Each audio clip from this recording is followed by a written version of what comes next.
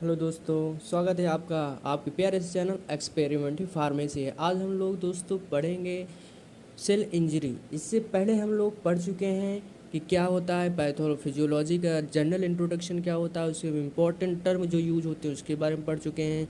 होम्योस्टैटिस क्या होता है उसके बारे में पढ़ चुके हैं। फीडबैक सिस्टम क्या होता है उसके बारे में पढ़ चुके हैं। And component of feedback system से पॉजिटिव फीडबैक सिस्टम क्या होता है, नेगेटिव फीडबैक सिस्टम्स क्या होते हैं। हमने प्रीवियस लेक्चर में इन सब के बारे में डीपली अध्ययन कर लिया है। अब हम लोग आगे चल रहे हैं। अब आज हम पढ़ेंगे सेल इंजरी, जो कि नेक्स्ट इंपॉर्टेंट टॉपिक है, जो कि हर दाम आता है। हम देखते हैं सेल इंजरी क्या होता है, किस किन फैक्टर के कारण होता है, कितने प्रकार से हो सकता है, उसके बारे में अध्ययन करेंगे, है ना। तो चलो स्टार्ट करते हैं बिना टाइम को वेस्ट करते हुए। तो देखिए दोस्तों, हमारा क्या है सेल इंजरी। तो सेल इंजरी होती कैसे है? तो सेल इंजरी दोस्तों, सेल डैमेज आल्सो नो है सेल इंजरी। अगर हमारा सेल किसी भी कारण से डैमेज हो रहा है, या उस पर दबाव ज़्यादा पड़ रहा है, या चोट लग गई हो, या किसी केमिकल के पर जाने से जल गया हो, तो सेल इंजरी मतलब सेल डैमेज हो रहा है किसी भी कारण से, तो उसी को हम सेल इंजरी कहते हैं। ठीक दोस्तों, तो सिंपल से डेफिनेशन है सेल डैमेज आल्सो नो है सेल इंजरी। ठीक है, आपको कोई बताएगा सर, पूछेगा सेल इंजरी क्या है, तब बता दीजिएगा सेल डैमेज ही सेल इंजरी होती है। अगर किसी भी प्रकार किसी भी कारण से हमारा सेल डैमेज हो गया तो उसी को हम सेल इंजरी कहेंगे। ठीक है, तो एक कितने प्रकार से हो सकते हैं, कैसे कैसे सेल इंजरी हो सकते हैं। कई बार से हमारा सेल डैमेज हो जाता है, हल्का डैमेज होता है, पुनः फिर अपने पुराने पोजीशन में आ जाता है ना। कुछ होते हैं कि अगर डैमेज हो गए तो नहीं आएंगे, वहाँ घाव भी बन जाता है। कुछ होते हैं कि वहाँ की शेप साइज एंड आकार बदल जाता है उस सेल की, बाकी वो शेप रहते हैं। कुछ दिन सूजन के बाद नॉर्मल आ जाते हैं, है ना, स्वेलन के बाद। तो ऐसे कौन कौन से कारण हो सकते, किस किस प्रकार से सेल डैमेज होते हैं, आज हम उस पूरा डिटेल से अध्ययन करेंगे, है ना। तो देखिए दोस्तों, जो सेल डैमेज है, हमारा जो सेल डैमेज है, आप देखिए सेल डैमेज जो है वह तीन एडेप्टेशन हो सकता है, रिवर्सिबल सेल इंजरी हो सकता है, एंड इतने प्रकार से हम पढ़ेंगे। कितने? 5 प्रकार से सेल इंजरी हो सकती है। ठीक है, 5 प्रकार से सेल जो होती है वो डैमेज होती है हमारे शरीर के अंतर्गत। तो पहला है एडाप्टेशन।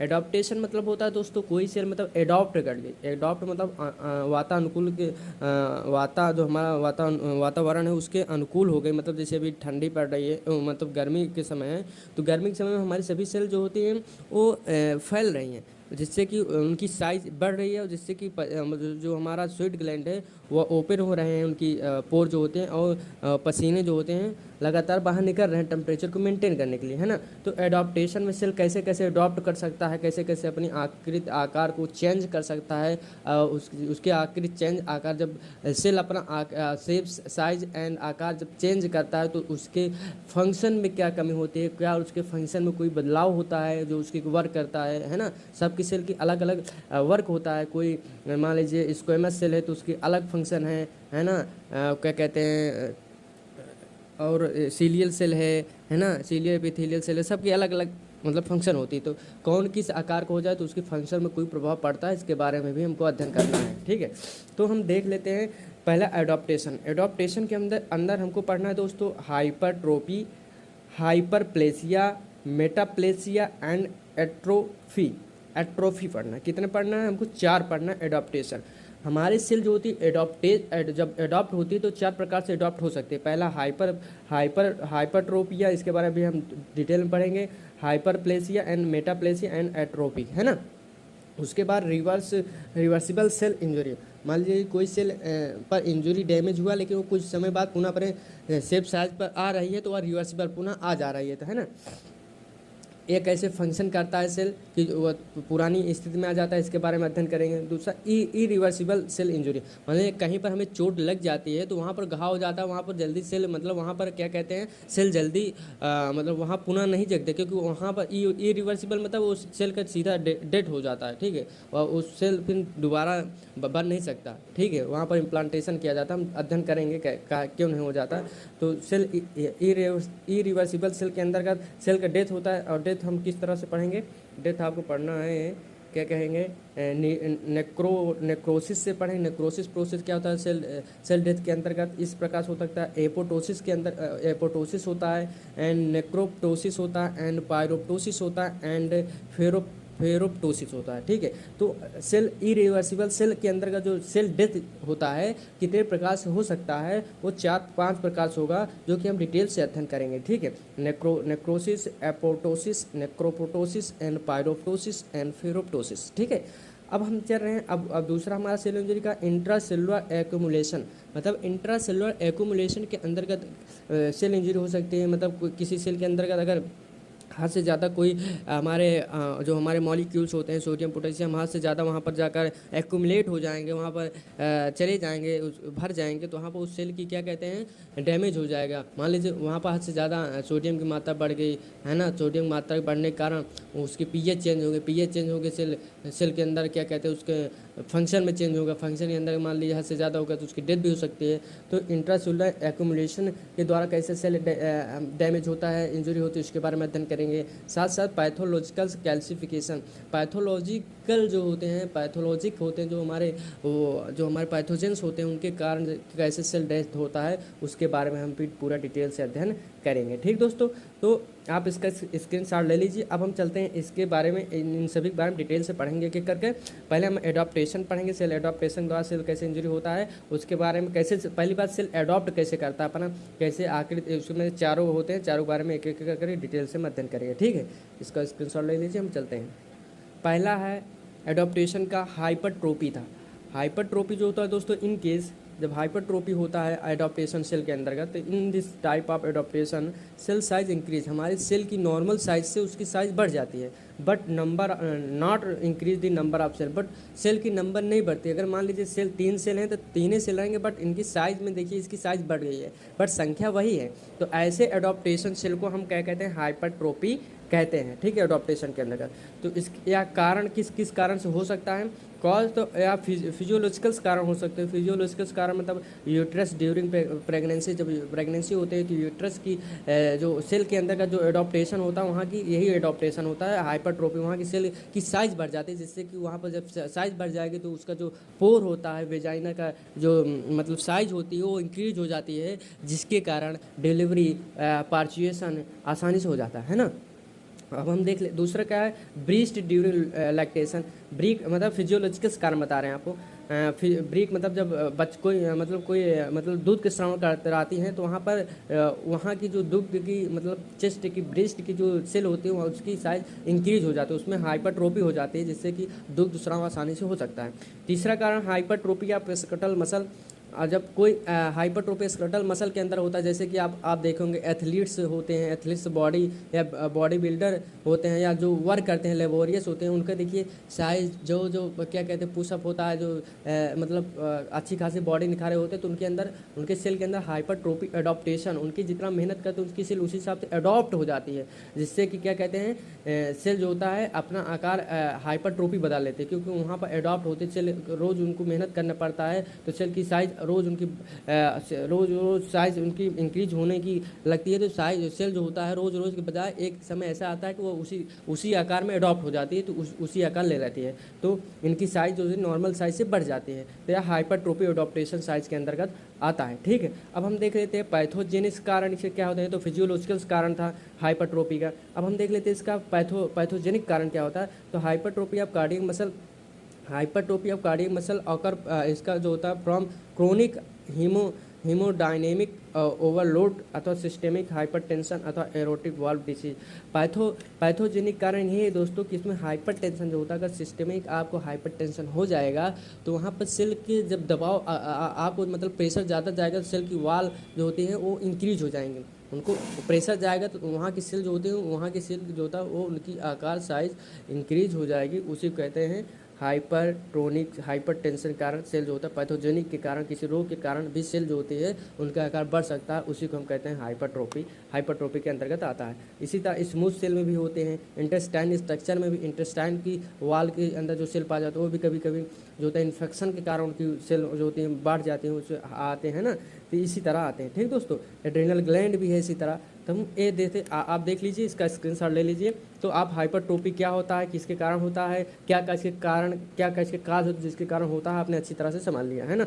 स्क्रीनशॉट ले लीजिए। अब हम देखते हैं अपन अगला क्या कहते हैं, दूसरा क्या था। दूसरा था दोस्तों हमारा था एट्रोपी। एट्रोपी। एट्रोपी के अंतर्गत क्या होता है? एट्रोपी के अंतर्गत दोस्तों क्या होता है?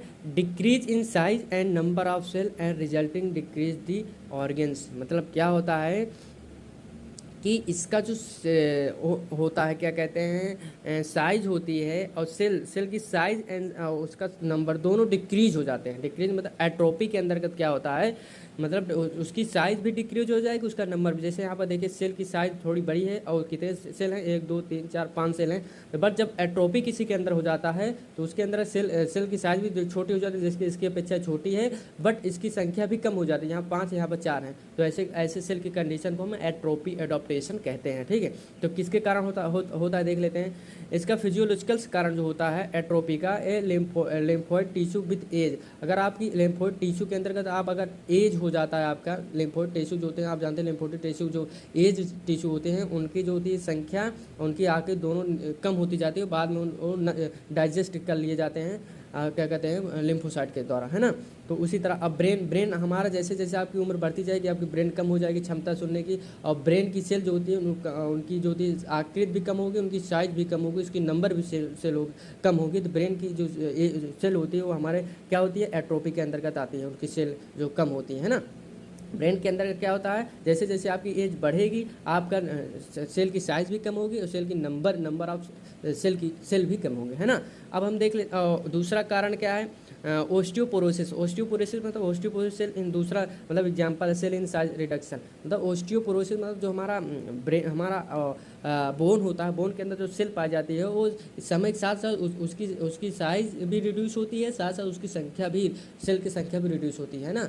तो उसी तरह कहते हैं बुढ़ापे में क्या कहते हैं, हड्डी कमज़ोर हो जाती है। क्यों हो जाती है? क्योंकि ओस्टियोपोरोसिस नहीं होता। ओस्टियोपोरोसिस का मतलब ओस्टियोसाइट सेल की संख्या कम हो रही है, जिसके कारण बोन का फार्मेशन एंड ब्लड का फार्मेशन नहीं हो पा रहा है ना। तो इसी तरह पैथोजेनिक कारण क्या है, पैथोजेनिक कारण इसका है ischaemic atrophy and discuss atrophy. Ischaemic atrophy के अंतर्गत एट्रोपिक किडनी जो होता है दोस्तों, समय के साथ जो होता है उसकी साइज एंड ग्लोमेरुलर साइज कम हो जाती है, उसकी नंबर ऑफ सेल जो होता है, पोरोसाइट सेल होते हैं उसके जो होते हैं वो जो होते हैं कम हो जाते हैं। ठीक है, तो इसका एक एग्जाम्पल है। उसी तरह होता है, अब हम देख लेते हैं, इसका स्क्रीनशॉट ले लीजिए, पढ़ लीजिएगा।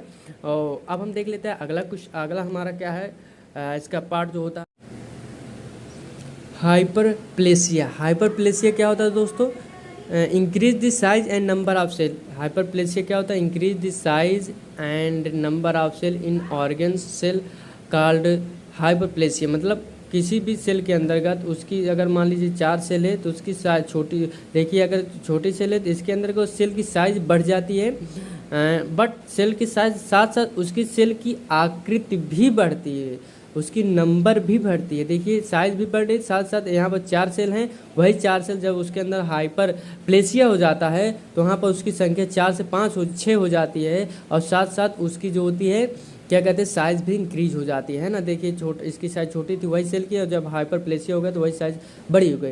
तो ऐसे कंडीशन को सेल के एडॉप्टेशन को हम हाइपर प्लेसिया कहते हैं। Increase the size and number of cell is organ तो कॉल्ड हाइपर प्लेसिया। एग्जाम्पल आप देख लीजिए, not usually occur in dividing cell, या समानता वहाँ ज़्यादातर पाया जाता है जो इसमें माइटोसिस होता है ना। जो माइटोसिस सेल डिवीजन करते हैं उन्हीं में ज़्यादा यह पाया जाता है। इसका कारण क्या है, फिजियोलॉजिकल कारण हम देख लेते हैं। हार्मोनल हाइपरप्लेसिया मतलब हार्मोनल के कारण हो सकता है, जैसे कि ऑकेरिन अंडर इन्फ्लुएंस ऑफ हार्मोन्स के प्रभाव के कारण ऐसा हो सकता है, जैसे लीवर में हो जाता है कभी कभी, है ना। पैथोजेनिक हाइपरप्लेसिया देख लेते हैं, mutation and some cell from tumour, cancer cell हो जाता है। कैंसर सेल के कारण देखिए कैंसर कभी कभी आप साइज और मल्टीप्लिकेशन चली जाती है, एक सेल में हो जाता है कैंसर, ट्यूमर हो जाती है तो बढ़ती चली जाती है ना, तो उसकी साइज भी बढ़ती है, उसकी आकार भी बढ़ती है। तो कैंसर सेल जहाँ हो जाता है, कैंसर सेल के अंतर्गत हाइपरप्लेसिया हो जाता है, जिसके कारण उसकी साइज भी बढ़ती है, उसका नंबर बढ़ता है, जिसके कारण आदमी कैंसर से वहाँ सेल जहाँ हो जाता है, कैंसर बढ़ जाती है, जिसके कारण वहाँ की सेल को एडॉप्ट कर लेता है। कैंसर वाली सेल सभी को अपनी ओर आकर्षित करके वो अपनी एडॉप्ट कर लेता है, कैंसर वाली सेल में बदल देता है, जिससे कि सभी लोगों की मतलब कैंसर वाले पेशेंट को बहुत परेशानी होती है ना, उनको दिक्कत हो जाती है, उनकी जल्द ही क्या कहते हैं अगर सर्जरी नहीं कराई जाती तो उनको दिक्कत हो जाता है। ठीक है, तो हम देख लेते हैं। अब पैथोजेनिक कारण हमने देख लिया कि म्यूटेशन के कारण हो जाता है। किसी सेल में अगर म्यूटेशन हो गया तो वहाँ की सेल साइज एंड नंबर उसमें इंक्रीज हो जाएंगे, तो ऐसे सेल के एडॉप्टेशन को हम हाइपरप्लेसिया कहते हैं। मार्फोलॉजिकल कारण क्या है? जीए में अफेक्टेड ऑर्गन इनलॉर्ज एंड हैवी कारण हो सकते हैं, है ना। माइक्रोस्कोपिकली हो सकता है ना। इसके कारण क्या होता है? Increase number of cell. Microscopically हो सकता है मतलब आप मार्फोलॉजिकल मतलब जब आप मार्फोलॉजिकल से आप देखेंगे किसी सेल को, मार्फोलॉजिकल से मतलब जब आप इसको मार्फोलॉजी मतलब आप जब ये वाला डिसीज़ किसी को हो जाएगा, हाइपरप्लेसिया किसी सेल में एडॉप्टेशन हो जाएगा, तो मार्फोलॉजी जब आप उसको देखेंगे तो आपको कैसे पता चलेगा? जब आप उसको देखेंगे भाई साहब, ग्रॉस एनाटॉमी मतलब बाहरी अपने नग्न आंखों से जब उसको देखेंगे तो अफेक्टेड ऑर्गन इनलार्ज, उसकी साइज हैवी हो जाएगी। जहाँ होगा उसकी साइज आपको सूजन आपको दिखाई दे, क्योंकि सेल की साइज भी बढ़ रही है और सेल की क्या कहते हैं संख्या भी बढ़ रही है। तो संख्या मतलब वहाँ पर गांठ बन जाए, क्योंकि एक सेल से डबल सेल बन रही है तो एक से ज़्यादा सेल बन जाए, क्या हो जाए? गांठ बन जाएगा, तो वही ट्यूमर होता है। तो आप अगर बाहर देखें कहीं पर गांठ बन रहा है, उसकी सूजन साइज बढ़ रही है, तो आप उसको समझ जाइए कि उस सेल के अंदर हाइपरप्लेसिया हो गया है। हाइपरप्लेसिया मतलब वहाँ म्यूटेशन हो गया, सेल की साइज बढ़ रही है, उसमें म्यूटेशन, उसकी क्या कहते हैं नंबर भी बढ़ रहा है ना। तो ये कारण होता है, क्या कहते हैं। और जब आप माइक्रोस्कोप से देखेंगे तो उसकी इंक्रीज नंबर सेल आपको उसकी संख्या जो होती है सेल की आपको अधिक दिखाई देगी, है ना। यही होता है। आप इसका स्क्रीनशॉट ले लीजिए प्लीज़, क्योंकि आपको पढ़ने में आसानी होगी, है ना। अब हम देख लेते हैं अपना अगला एडॉप्टेशन ऑफ सेल। अब मेटाप्लेसिया होता है। मेटाप्लेसिया के अंतर्गत क्या होता है दोस्तों?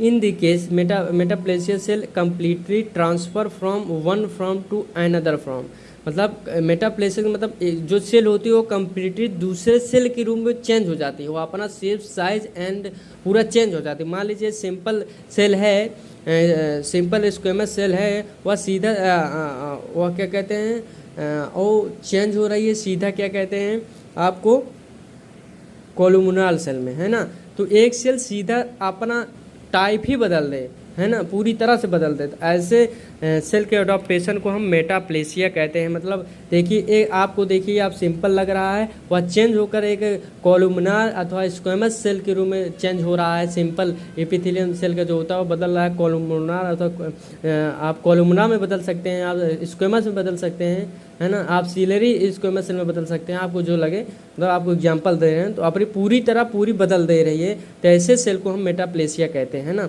अपने पूरी आकार फंक्शन पूरी तरह बदल दे, एक सेल से चेंज होकर दूसरी सेल में बदल जाए, तो ऐसे सेल के एडॉप्टेशन को हम मेटाप्लेसिया कहते हैं। इज लॉन्ग टाइम या अधिकतर कैंसर में होता है। कैंसर अगर किसी तरह हाइपरप्लेसिया हो गया तो हाइपरप्लेसिया के अंदर सेल की साइज और उसकी क्या कहते हैं संख्या मतलब बढ़ती है, बट कुछ समय बाद आफ्टर सम टाइम ऐसा होता है कि वह सेल चेंज हो जाती है ऑटोमेटिक, एंड ऐसा बदल जाती है कि वह पूरी अपना फंक्शन बदल देती है और एक पैथोजन के रूप में काम करने लगती है, जिससे व्यक्ति की डेथ हो जाती है ना।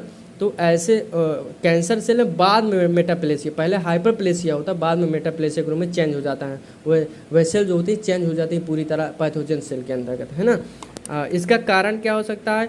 तो cause epithelium metaplasia, it is most common metaplasia in smoking. जब आप स्मोकिंग जब धुआं करेंगे रात है धुआं, तो अगर आप स्मोक करेंगे तो आपको क्या होगा, तो वहाँ पर क्या कहते हैं एपिथेलियम मेटाप्लेसिया होने का चांस, वहाँ की सेल अगर वहाँ का आप गर्माहट लेंगे, वहाँ धुआं लेंगे, तो वहाँ सेल पर म्यूटेशन होकर वो पूरी तरह अपना सेल दूसरे सेल में चेंज हो सकती है, जिससे आपको सेल एडॉप्टेशन होगा। एडॉप्टेशन मतलब सेल किस एडॉप्टेशन हो रही है, कौन सा वर्क कर रही है, कौन सा फंक्शन चेंज कर रही है, आपको तो पैथोजन के अंतर्गत आगे पढ़ाया जाएगा, ठीक है। तो ये तो हम एडॉप्टेशन बता रहे हैं, सेल कैसे कैसे एडॉप्ट हो सकती है। दूसरा कारण है सिलिएटेड कोलुमिनार, जैसे स्मोकिंग करेंगे तो म्यूटेशन हो जाएगा तो स्ट्रैटिफाइड स्क्वेमस सेल में बदल सकती है।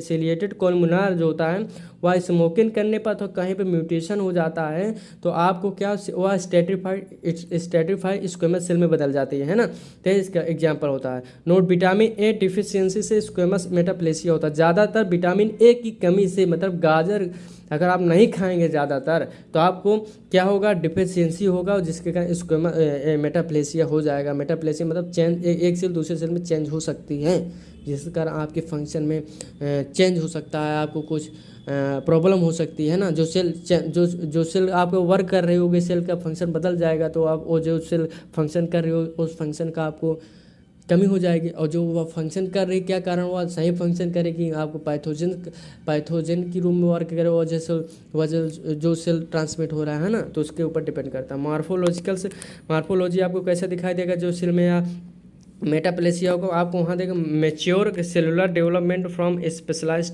To less well specialise and resistant cell.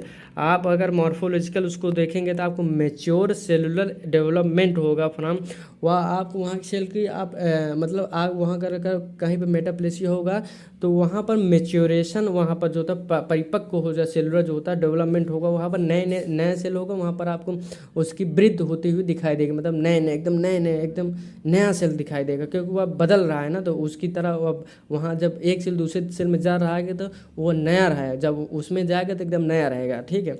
और स्पेशलाइज सेल होगा, उस तरह आपको सेल अदर सेल आपको नहीं मिलेंगे उसके आसपास वाली, वह एक अलग तरह की सेल दिखाई देगी, ठीक है। Well specialise cell and resistant cell, वह किसी प्रकार की क्या कहते हैं, जैसे कि ऑस्मोसिस करते हैं, रेगुलेट करते हैं, और स्वीट बाहर करते हैं, पसीना को बाहर करते हैं, वहाँ ऐसे सेल जो होते हैं वो नहीं करते हैं, जो अडॉप्ट कर लेते हैं मॉर्फोलॉजिकल सेल में। आपको इस तरह से आंखों से देख सकते हैं उस सेल को जिसमें मेटाप्लेसिया हुआ है। तो दोस्तों हमने एडॉप्टेशन पढ़ लिया है। अब अगले जो होता है अगले वीडियो में हम क्या पढ़ेंगे, अगले में हमको पढ़ना हाइपरप्लेसिया। देखिए हमने अभी पढ़ा हाइपरप्लेसिया, फिर उसके बाद हमने एट्रोटोपी पढ़ा, फिर हाइपरप्लेसिया पढ़ा, फिर मेटाप्लेसिया पढ़ा। तो उसके बाद अब हमारा रिवर्सिबल सेल इंजरी कैसे होता है उसके बारे में हम अगले वीडियो में पढ़ेंगे, एक एक करके ऐसे सेल इंजरी को हम पूरा पढ़ा देंगे, ठीक है दोस्तों। तो आप स्क्रीनशॉट ले लीजिए, उसके बाद कोई भी आपको दिक्कत हो कमेंट बॉक्स में रखिए, आपका जो भी सॉल्यूशन होगा उसको जल्द करा जाएगा, ठीक है दोस्तों, ठीक है, ओके।